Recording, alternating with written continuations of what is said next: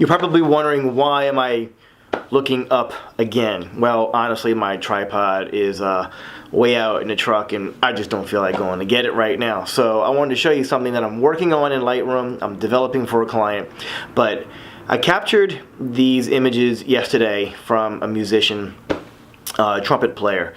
Awesome guy, really cool look on the fashion side, and he knows who he is. He owns his style and his look, and he stays consistent to it, which is great advice for any artist, honestly, to excel in your own branding. What I want to show you right now is that even though we were in a studio, I had the flash on and we were doing flash photography as usual, but I've been contemplating lately on getting a light panel because I love constant light. Who doesn't like natural light?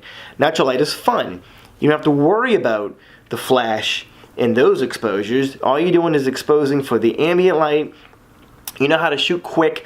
You're not waiting for a flash to recycle or anything like that. It just becomes more organic between you and the subject matter. You can do this a lot easier and quicker on getting emotion, rather than something that you feel like you have to pose a little bit more in the studio because of flash. You can still shoot pretty quick with the flash, but it's not the same thing as shooting ambient. So I'm going to show you a couple of these images, but all I did was exposing for just the modeling light, and this is something I wanted to make a video of today. Let me show you why.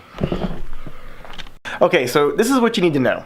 Ambient light is anything that is basically a constant light source. It could be considered ambient light. If there's lights in the room that are being produced by LEDs, that's a constant light, meaning it's always on. It's like turning on the light bulb, that light is on, therefore it's ambient light. This guy right there is the ambient light that I'm exposing for. So any constant light source can be considered ambient light, and the way you shoot a camera for ambient light is the same all the way across the board. So I'm going to show you a couple examples of what I'm talking about. First of all, let me show you the setup I had the other day. When I wanted a brighter light source, because that is on high right now, but it's on high with this material, what I did was, watch this. See that? I undid this whole screen down to give me a brighter light source so I could shoot a faster shutter and try and get sharper images, but still able to expose for the ambient light setting. This enabled me to crack more jokes, be a little more silly, ask him to do things. I was having him walk past his trumpet, but let me show you a couple other examples of how you can create ambient light with devices, and you can work on the effects you're going to get from the lights. You need to pay attention to what light sources fall off a certain way, which ones are more narrow, which ones are more wide. When you really start to understand what light does and how you're getting the images that you're doing, that's when your true creativity really takes off, because you know what to do. You know what to expect. You're outside and it's cloudy and you know that light is really soft, but you also know how to expose for it. And when the light is a little harsh coming down, you'll know the kind of shadows you're going to get. You'll know how to expose for it. When you see a street lamp coming down with this little glow of light, and you see that light fall off and it's dark over here and it's brighter over here, you'll learn how to put the subject in the right spot. That is working with light. This is photography. It's seeing light, understanding light, and working with light. Let me show you something else.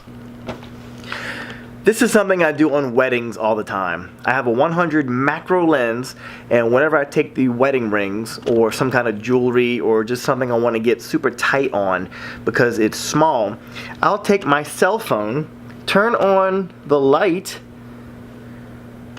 like you see, okay? Watch this. You see this fall off? You see this light? When you expose for this light, boom, all of this will go darker. If you've got things in the background, you know, like candles or any kind of color lighting, you can use that in the background because you know it's going to blur, hence giving you kind of like a bokeh effect. So what's cool about that is you can totally see where I'm going with this. You know, you've got these tools in your pocket. You've got a phone. You can use that light. You can start seeing around the room light sources that can suddenly become something that you're exposing for and changing the look of a room or a scene because of what you're exposing for. Not lighting it all up, trying to make it all look even. So here's the deal. This is something I want you to try yourself. You don't need expensive flashes to start creating art. Something that you're proud of, something that you can practice lighting on, something that you can, sometimes you just need to learn light. You can do this with any light in your house, if you have a lamp, or your phone, dude. Watch this.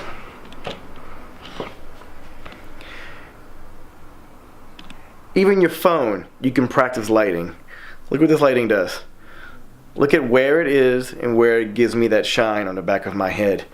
Pretty cool, huh? That means one of the lights need to be back there at this angle to give you that look. The other light needs to be over here. There's only one light source. You see where I'm going with this. Alright you guys, so if you like this quickie little tutorial on creating something cool without expensive flashes, just find the light.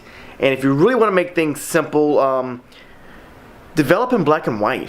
Don't even worry about color. Just work on seeing the light.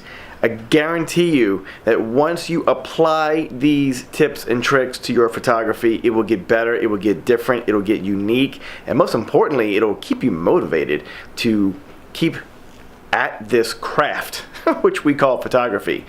The painting with light. That's what we're doing, y'all. We're painting with light. So if you like what you see, hit the like button, smash that subscribe. Click on the little bell so you know when we're posting something. And if you do have any questions or comments, I appreciate them below. I always respond until I have so many followers I just can't keep up. But in the meantime, I like being extremely hands-on, and you are worth me doing these videos. So thanks for watching Focus with GK. I gotta get back to work. Yeah. Peace!